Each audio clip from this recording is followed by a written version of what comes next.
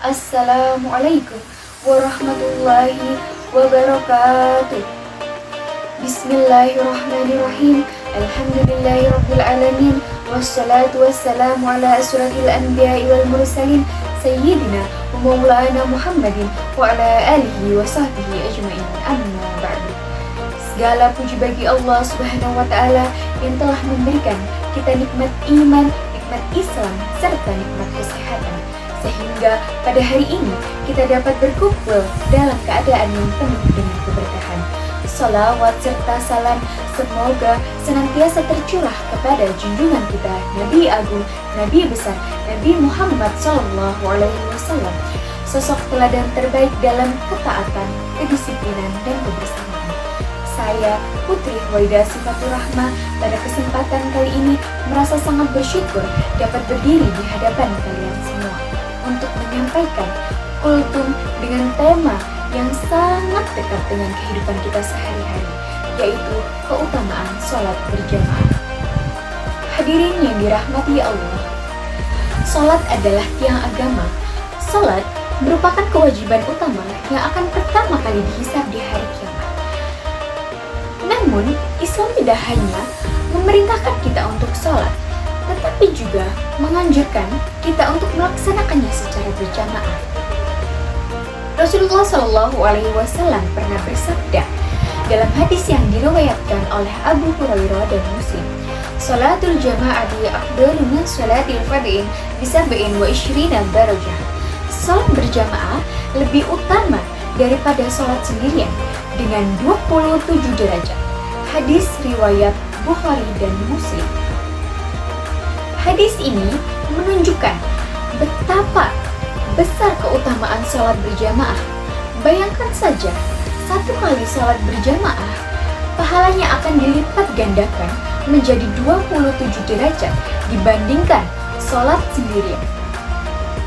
Hal ini menunjukkan betapa besar kasih sayang Allah Subhanahu wa ta'ala kepada hambanya.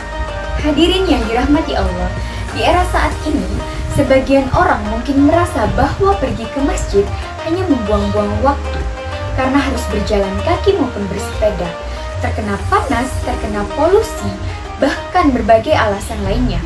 Memang benar, sholat tetap sah jika dilakukan di rumah. Namun, tanpa kita sadari, sholat berjamaah memiliki keutamaan yang jauh lebih besar dibandingkan sholat sendiri. Rasulullah SAW juga bersabda bahwa setiap langkah menuju masjid akan diangkat 1 derajat dan dihapus 1 dosa bagi mereka. Bahkan para malaikat akan terus mendoakan seseorang selama ia berada di tempat sholatnya dan menunggu waktu sholat berikutnya.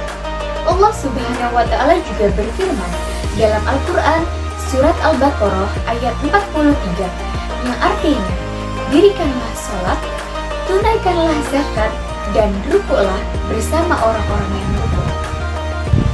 Di samping pahala yang dilipat gandakan, sholat berjamaah juga memiliki hikmah yang luar biasa dalam kehidupan kita. Sholat berjamaah melatih kita untuk disiplin terhadap waktu. Ketika azan berkumandang, kita diajarkan untuk meninggalkan kesibukan kita dan mendahulukan panggilan Allah. Sholat berjamaah juga mengajarkan kita untuk mempererat ukhuwah maupun persaudaraan. Ketika kita berdiri dalam satu shaf, tidak ada perbedaan antara yang kaya dan yang sederhana. Semua sama di hadapan Allah. Selain itu, sholat berjamaah menumbuhkan kekuatan iman.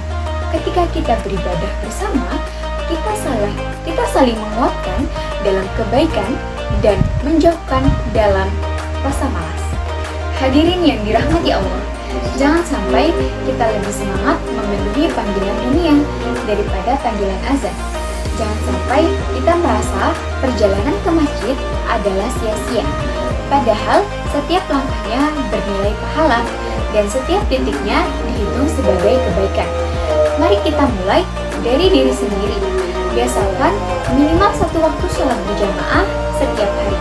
Ajak keluarga, kerabat, maupun teman untuk melakukan kebaikan. Karena kebaikan yang dilakukan bersama akan terasa lebih ringan dan penuh keberkahan. Sebagai penutup, marilah kita jadikan sholat berjamaah bukan hanya sebagai kebiasaan, tetapi sebagai kebutuhan hati dan sumber kekuatan dalam hidup kita. Semoga Allah Subhanahu wa Ta'ala menjadikan kita hamba-hambanya yang beriman dan istiqomah melakukan sholat berjamaah. Wallahu a'lam bishawab. Wassalamualaikum warahmatullahi wabarakatuh.